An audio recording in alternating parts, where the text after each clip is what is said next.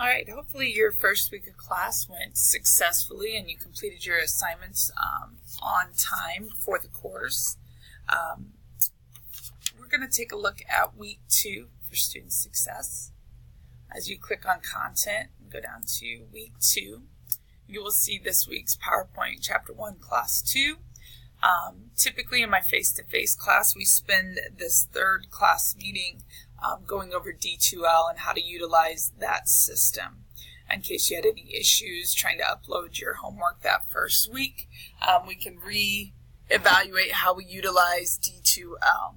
Here are some great videos for you to watch. We have Navigate D2L Learning System. That's a broad video, not just for Daytona State, but any D2L learning system user. Falcon Online Readiness. Are you ready to take an online course? And then Online Classes, Myth versus Success, and also a video on online success. The Falcon Online Readiness is actually your assignment for this coming Sunday, due January 28th. As we click on the assignment, you will see the instructions here. It actually prompts you to watch some of those videos that I just talked about. Falcon Online Myth versus Fact, the Online Tip Success. Also this great app that I talked about last week in our videos, Brightspace Pulse app, that helps you stay organized and on task with your due dates.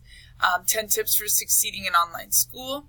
And this is a really relevant assignment for you because you are in my online section.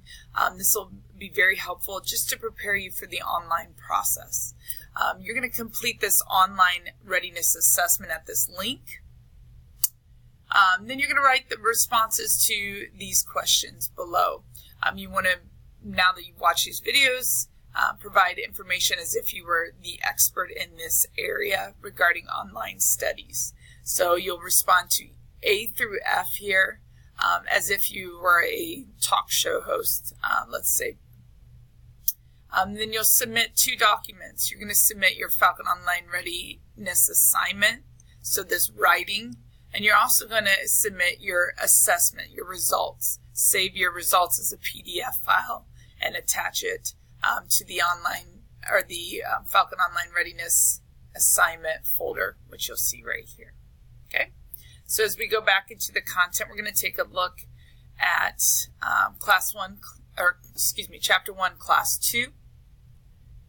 Again, when we are opening these files, we want to download them so that we can view them in a little better formatting. So in just a moment here, we'll pause as we download our PowerPoint for Class 2.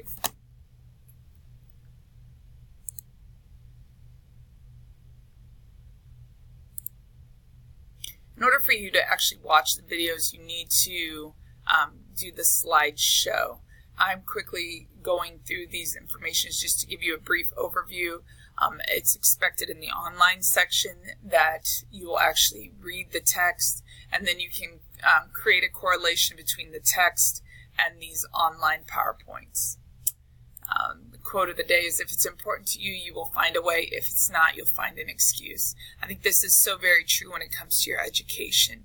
This is, like I said before, a marathon, not a sprint. So it is important that you have a why and you are extremely motivated to finish the process. If not, along the way, you're going to find excuses to not have done your homework and to not complete your assignments or do the studying that's necessary to be successful. You are the writer of your own life story. Great little video here to motivate you on your journey. You'll have some of these PowerPoints that are related to Daytona State resources. These are extremely important, as the final that we take at the end of the semester is called the resource exam. It's 40 points, 20 questions regarding all the Daytona State resources that you have at your fingertips. So when you are thinking about how can I be successful, tap into your instructor. When you're enrolling for classes, you're going to utilize enrollment services, and definitely seek out financial aid to help you with the process. Academic advising. You must know your standards of progress, how changing your major can impact your time in college, as well as the expectations and prerequisites and any program questions you may have. Then there's also counseling available here on campus. We have a great career services department. They have things like a perfect interview. They will help you clarify what's important to you and your values and how that aligns with your career search. If you, along the way, have any problems, whether it be with homelessness, not having food to eat, things of that nature, please reach out to TRIO, Center for Women and Men, Veterans Center, Disability Services. These services are outstanding here on the Daytona State campus. They're here to help you, and you may be surprised just what they do have to offer you. Successful DSC students are going to utilize the Writing Center. Great tutoring for writing. They'll teach you how to do Prezi training. They'll help you from the beginning of your paper all the way to the publishing of your papers. Library services. We have a great research librarian. We also have a solid online library as well. We do have our academic support center, which allows you to get tutoring in all areas. And then Falcon Online Assistance if you're having issues with your My Daytona State. We have Computer Commons on campus, so if you do find that you have an issue with your computer, this is open Monday through Friday, extended hours, different on all campuses, so definitely check online for your campus near you. Falconaid Help Desk, again, utilize that when you're having any type of technical issues. And then we do have things like the Fitness and Aquatic Center here on campus, as well as co-curricular activities to help you get involved. Again, you will want your books for your class. That's going to help you be successful. And then just another list of, or the rest of the list of other resources that we have here on our campus. Here's a list of 10 tips for student success. Number 1, have daily study practices. You should plan ahead. You should know when you're going to study that day. Plan out and map out your day. Highly successful people have their day strategically planned. Try to get involved. I know it's a little bit more difficult if you're only an online student, but find a way to get involved at DSC. It will help you create a connection to the college. Go to class, and if you're online, that means you're logging into your class often, and you're doing the materials that are associated with the class. Participate, whether that's discussions for you as an online student or just turning in your work on a timely basis. Ask for help, whether it's with the ASC or directly to your instructor. We are your first source or first resource when you're having issues. So please reach out. Get a tutor. Make a good impression on your professors, how you have dialogue with them, whether it's via phone or email. Make sure it's professional language, professional requests that you have with them. Get a calendar or planner, map out the semester. That's always helpful. Put it in your phone and create a game plan. That way you can stay on task and stay organized. And have a plan and goals for your future. I always say you should have your goals written down and they should be out in front of you as much and as often as possible. And then challenge yourself. In my face-to-face class, I share a personal story, and this story has to do with my husband. He went off to college when he was 18, struggled significantly with the culture shock of being away from home. He let a lot of things slip when it came to his education. He was a baseball player, and in doing so found himself in a tough spot academically and eligibility-wise as it pertains to his baseball career at University of South Carolina. He ended up transferring to Cumberland and was truly a success story. He turned things around, realized the value and the impact of his education and on where he wanted to go. Ended up graduating with like a 3.8 GPA from Cumberland. And I say all that and that we make mistakes in life, but when we make mistakes, grow from them and take each one as an opportunity to learn and develop as a person. Don't repeat mistakes. Take those teachable moments and grow so that you can have success in school and in life. What feelings and emotions are you having about this semester? You may be a little bit overwhelmed when you looked at the syllabus and you see how many assignments that you have. If this isn't your only class and all of your classes, how am I going to get all this work done, work a full-time job? It can be quite challenging. But ultimately, my challenge for you is to not let these hurdles define your future. When you come to these forks in the road, as the book calls them.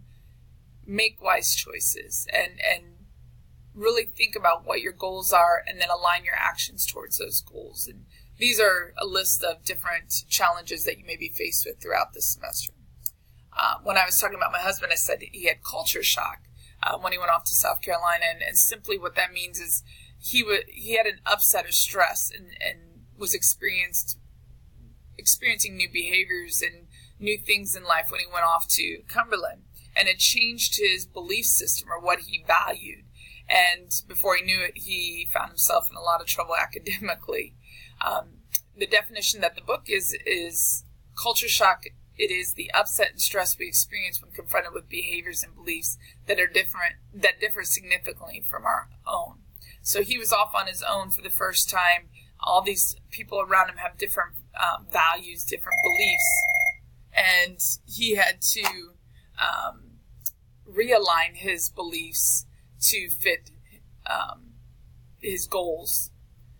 Surface culture, that's aspects of the culture that are obvious and visible. Examples are food, fashion, language, gestures, art, games, and music. You have deep cultures, that's your shared beliefs, attitudes, and norms. These are the things that aren't visible. You can't see these things, but often the deep culture has a greater impact. And here's two examples of one of surface culture and one of deep culture. Student culture shock, they talk about this honeymoon phase when you first go off to college, and then you have these varying levels of acceptance along the way, and then you return home, and then you have this reverse culture shock because now you've experienced, maybe this level of independence. I find this very interesting.